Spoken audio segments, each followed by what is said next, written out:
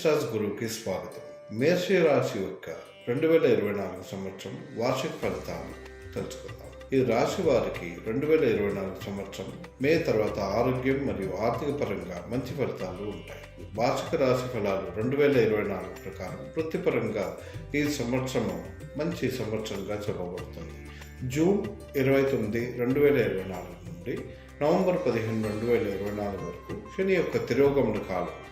మీరు మీ కెరీర్లో హెచ్చు తగ్గులతో కొన్ని ఎదురుదెబ్బలను ఎదుర్కోవచ్చు.